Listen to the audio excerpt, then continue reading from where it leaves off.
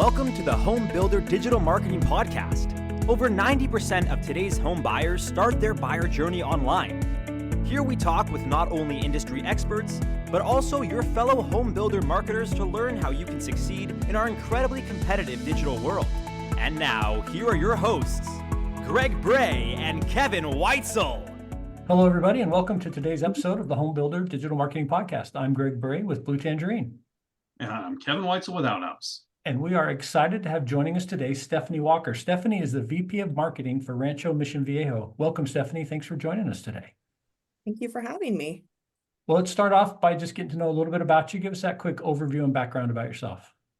Yeah, so I have been with the ranch for just about 13 years. I joined the team here, right ahead of the initial launch as part of the ranch plan, Sendero, which was the first village, about a year ahead of grand opening that village, which seems like an eternity ago. But prior to joining the ranch, I worked at a number of different local agencies with a wide range of clients, however, nothing specific to the real estate or development industry. So, starting here, it was very eye-opening to learn kind of the ins and outs about development, especially, again, coming from an agency setting, and especially considering I was only a few years out of college at the time. But I've always been super passionate about branding, marketing. Initially thought I wanted to be on the creative side of things. Don't we all, right? The fun part of the job. But interestingly enough, I grew up in Rancho Santa Margarita, which is one of the ranch's previously developed communities. So I did understand the concept of a master plan community and was somewhat familiar with the ranch just as a well-known developer.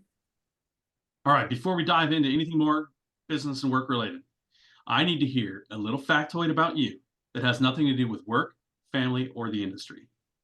I would say over the past couple years, I have developed a love for the game of pickleball, which is funny because I actually attribute and credit that to the ranch.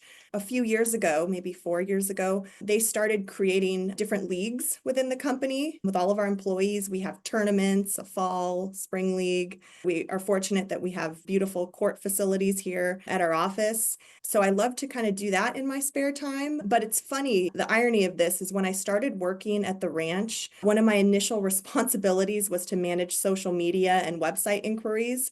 This is 12 years ago. I can't tell you the number of questions from people that we would get about pickleball.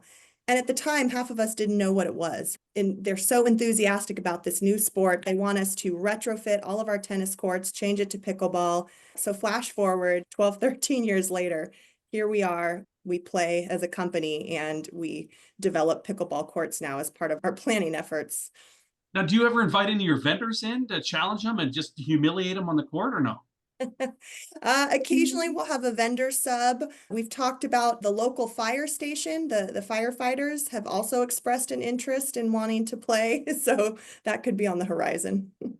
Pickleball is a lot of fun. It's a lot of fun. That's what I hear. I don't remember. Did it originate in San Diego? I got to look it up because I think it is California. But anyway, so Rancho Mission Viejo, their projects are all in the San Diego area? We are in South Orange County, kind of if you're familiar with San Juan Capistrano, we're just east of the city of San Juan and south of Ladera Ranch. So we are in an unincorporated area of South Orange County. Nice. Okay. Well, give us just a little bit more background then about all those projects in the ranch. What types of homes are you guys putting in? Who's your target audience for that area? And a little more background for those who aren't familiar with it. Sure. So Rancho Mission Viejo, which we refer to sometimes as the ranch, we're a master plan community, and we're also a historic cattle ranch, very unique. It's a family-owned company, the O'Neills, the Moisos, and the Avery family since 1882. And I think it's worth mentioning that the family, we've been developing communities for over 60 years. So pretty phenomenal when you look at the span of that. So kind of in full totality at build out, Rancho Mission Viejo, the community will have about 14,000 homes. Part of that 14,000 is 6,000 homes that are dedicated to 55 plus or age qualified neighborhoods. We refer to this as Gavilon. It's our brand for 55 plus living. We'll also have up to 5 million square feet of non-residential uses, amenities, parks, schools, recreational facilities, roadways that link the individual villages together, kind of in a non-contiguous setting. Another really important part of the company and community as a whole is something that we call the nature reserve. So basically 17,000 acres, which is 75% of the entire development, will be preserved as natural open space. It'll just be completely dedicated to habitat conservation. This is so unique for any community, and it's such a big part of our marketing, of our larger story. It's a huge draw for folks who want to live here. Kind of to give you a breakdown, so the community of Rancho Mission Viejo, I referenced the first village of Sendero, which opened in 2013, just about 1,000 homes, just under 1,000 homes. The next village, Esencia, opened in 2015, just under 2,900 homes.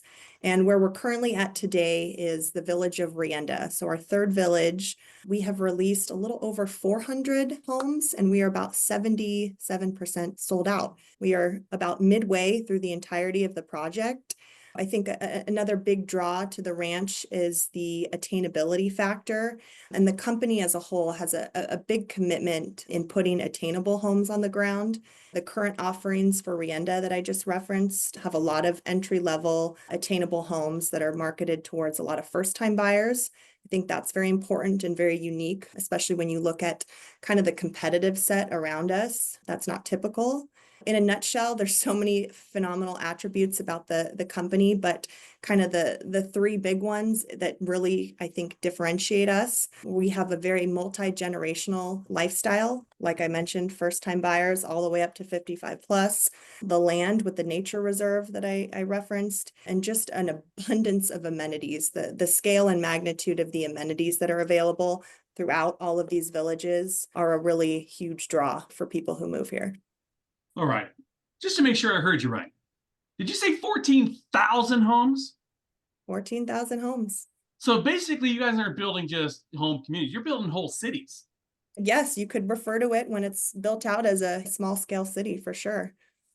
And it's in unincorporated areas. So does that mean that it's in the process of becoming its own township, city, or whatever? You know, it's interesting. That will largely be left up to the residents. That's my understanding. Once they have a certain population that's here, it's my understanding the residents will get to select if they want to stay in an unincorporated area or if it becomes a city, similar to Ladera Ranch, Tustin. Some of them start out as unincorporated areas, and then gradually, as the population grows, they become a city. But as of now, no. So Stephanie, you talked about that huge breadth of potential buyers, first-time buyers all the way up to 55 plus, move up, and downsizers and everything in between. From a marketing perspective, how do you message all of those different audiences in a way that they all feel like what you have fits their needs? Yeah, it's a great question. It's not a one size fits all approach. We have custom messaging, custom creative, and custom targeting for all of these different audience segments. There's not just 2 or 3 segments, but if you put them into different buckets, you have your first time buyers, your move up buyers, and then your 55 plus. Most certainly the visual and the messaging that we send to a 55 plus is not going to be the same as a move up buyer with 4 kids. So I think that is such a key element of our marketing, just making sure what we are putting forth is really resonating and speaking to everybody. As you're working on that messaging, how do you guys balance the idea of I need to sell the house versus I need to sell the experience in the larger community and some of those amenities and things that you mentioned that make you kind of different from some of the other offerings that they might be looking at? Do you guys focus only on one or the other? Is there some kind of mix and match formula that you've figured out? Where's that balance lie? Yeah, it's a really interesting dynamic because our role is the developer and we work directly with a big array of different neighborhood builders. Our job is not necessarily to sell the homes, it's to generate qualified traffic. And so for us, kind of our big picture is we call it experiential marketing. So we try and get folks to fall in love with the community, the amenities, the land, the activities, the programming, all of the things that make the ranch so unique. That is in the forefront of all of our marketing. And I don't want to say that the homes are secondary, but from our standpoint as the developer, we find that once people come to the community, fall in love with all the different phenomenal attributes the home just seems to fall into place because we have such a wide array of different home product available for all different ages. But this community and what the ranch offers to folks, again, is so unique, and you're not going to find that anywhere else. Is it kind of like the difference between just Billy Bob Gym versus like a Lifetime, where instead of it just saying, well, there's the racks over there and here's the towels, and here's a changing room, they've got classes, they've got a bar, they've got a place you can meet and greet, they've got all sorts of instructional areas. Is it that kind of difference? And that's pretty much what you're marketing against? You're marketing against the people that don't offer any of that kind of stuff. Correct. And it's not just a singular gym. So in those 3 villages, each of those villages could have 3 to 4 different pools, 3 to 4 different bars, 1 to 2 fitness centers. And if you're a resident in one village, you are not limited to usage in just that village. You have access to the full array of amenities throughout the entirety of the community. So I think that's a big draw for folks. Your question to the gym, it might not be a traditional, just primarily indoor gym like you see at Lifetime. We have open air fitness centers, and the company, really prides themselves. We do a ton of consumer research. We invest a lot of time and energy consistently into understanding consumer wants and needs, whether that's with fitness, other amenities, lifestyle programming. And so our planning and our approach to designing amenities constantly shifts with this new research and new learnings. Now, we just got this question in from an anonymous listener. They want to be nameless. What percentage of your active adult home buyers are well-to-do females? Asking for a 55 plus person that wants to remain anonymous. They're there. Hey-o! I was just wondering, Kevin, how are you getting live questions coming in? What in the world? Yeah, it kind of points the finger at who's actually asking the question, right? Well, Stephanie, going back to what you talked about, your job is to generate leads and awareness. You're not focused as much on the actual homes. You've got builders then who are responsible for kind of selling maybe a little bit against each other in the community, although I'm sure there's this interesting partnership versus competition kind of layer. How much do you get involved in guiding them or helping them with their marketing, or are they off on their own with what they're trying to do? That's, I think, the beauty of the program. We refer to it as the master marketing program of our builders. Let's just say you have 5 or 6. It's a healthy competition, but everyone has their own very pinpointed segmentation, right? So all the products are outlined ahead of time, the price point, it's all structured so that nobody's on top of one another. It's very thoughtful. There's something for everyone. Part of that program, that master marketing program, we as the developer lead. So we are essentially in charge of all of the branding, all of the messaging, all of the media placement. Any ad that you see for Rancho Mission Viejo comes from us. And there's so many benefits to that, as you can imagine. There's a synergy there. You're having one holistic message instead of 5 different campaigns from different home builders. So it's a universal message. We work so closely with our builders. They're partners for us. It's a very collaborative process. Well, that said, let me ask you this. Do you forward your builders your content, for them to share on their website, or is it just a forward linking? So when somebody's looking at that community, they will try to sell their homes, but then it points to your community website.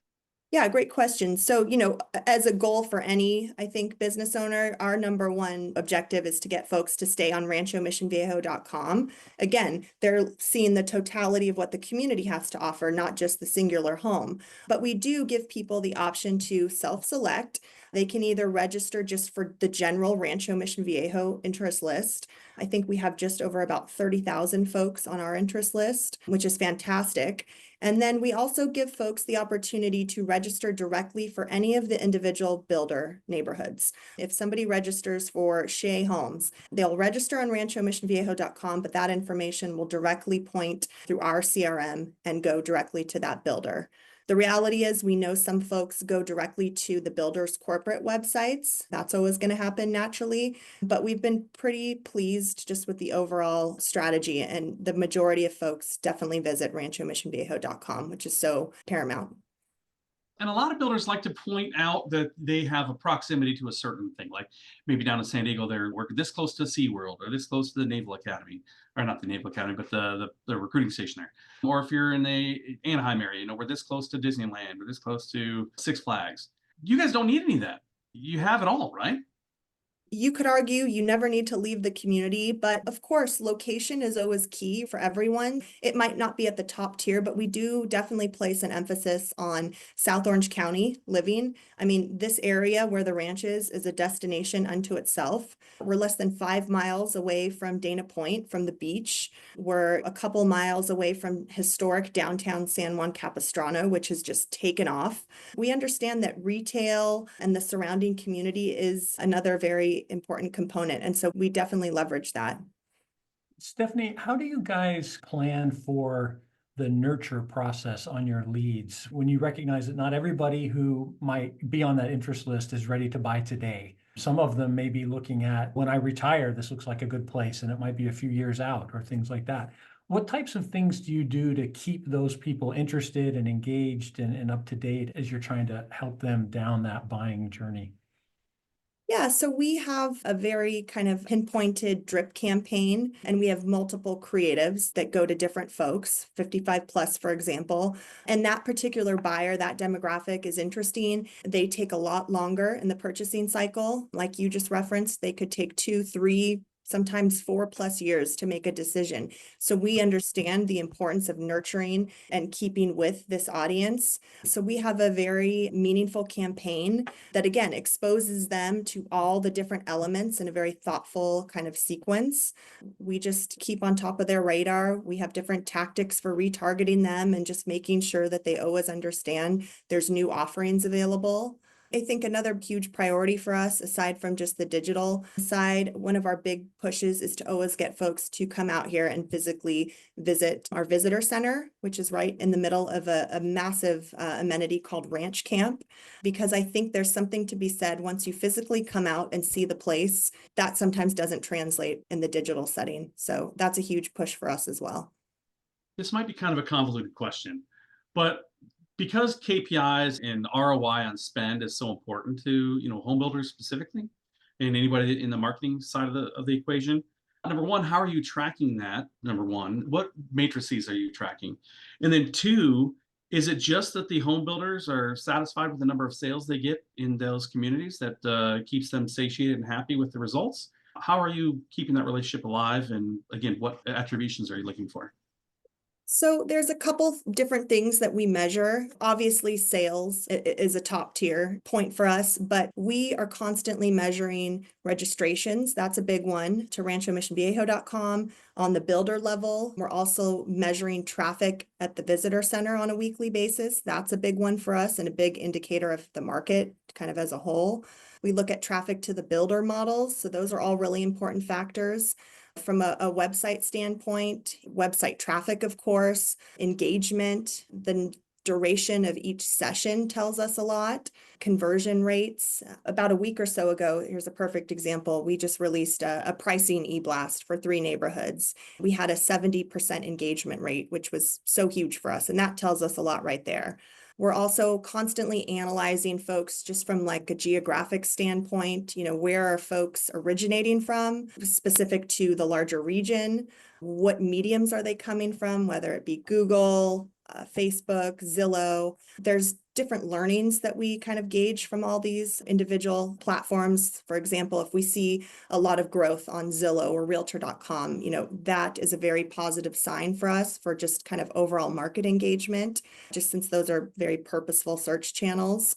We're constantly looking at SEO, our organic traffic, click-through rates, and just constantly communicating with our buyers, whether it's monthly e-newsletters, social media communications. We have a good cadence, I would say, where you're not inundating folks, but you're always keeping the ranch kind of top of mind. Did I understand that you had a 70% engagement rate on an email blast? That's what they tell me. That's crazy good. Yes. And we normally have very positive numbers, but this kind of was an anomaly. So again, that tells us for 3 neighborhoods that there's interest right now. There's interest in the market. There's interest in homes. These 3 neighborhoods in particular are priced over $1 million. So it's a good indicator for us. And for everyone out there who thinks email marketing is dead, no, it just has to be done well. That's right. So Stephanie, this has been really interesting to learn more about how you kind of balance the community versus the builders and everything there. Given your background kind of working at some agencies before, what's been the biggest change for you going from the agency side to the in-house side? And what would you want agency people to know that you didn't know back when you were on the agency side of the desk? Oh gosh. I mean, it's funny because our dynamic, we have such a small team in-house at Rancho Mission Viejo, the marketing team.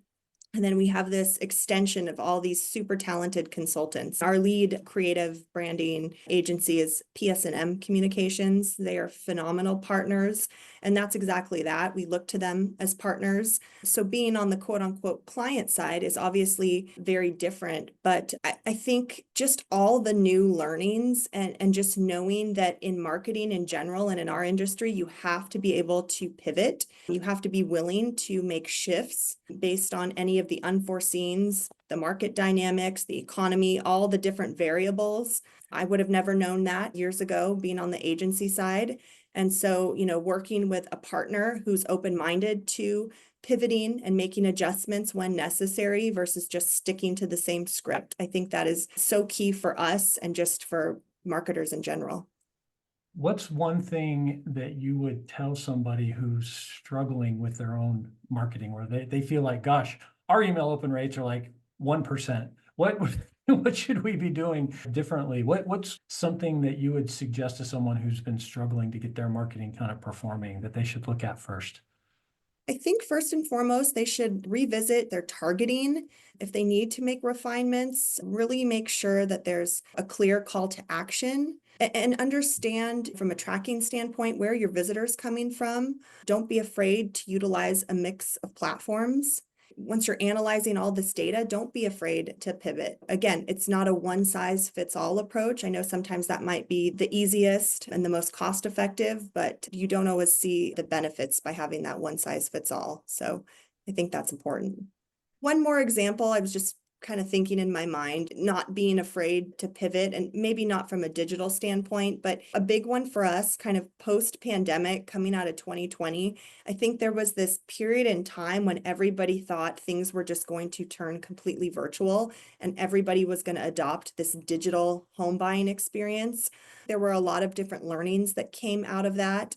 The ability for us to put forth more enhancements on the website with virtual tours, Matterports, those type of resources. I think that was really a great lesson learned. But on the other side of things, those folks who thought the traditional model experience would become obsolete and folks wouldn't want an actual physical salesperson there. We learned very quickly through several builders who tested that out that was not a winning combination. That desire for human connection and contact is still so key, still so critical, at least at Rancho Mission Viejo, probably because we have such a bigger story to tell than just the home. So again, just going back to we're constantly implementing and taking away new learnings. I think it's important for any company to be open to that. Well, Stephanie, again, we appreciate you sharing so freely with us today. Do you have any last words or thoughts of advice that you'd like to leave with our audience before we wrap up? I think just believe in your brand and listen to your consumers. Building trust as a brand is so important. Just stay true to your core pillars. Well, thank you again. And if somebody wants to reach out and connect with you, what's the best way for them to get in touch?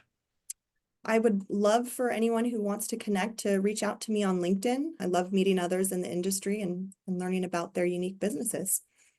Well, thank you everybody for listening today to the Home Builder Digital Marketing Podcast. I'm Greg Bray with Blue Tangerine. And I'm Kevin Weitzel with Outhouse. Thank you.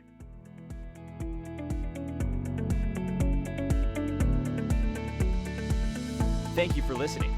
To learn more about how Blue Tangerine and Outhouse can help you generate more qualified home buyer leads, visit bluetangerine.com and outhouse.net.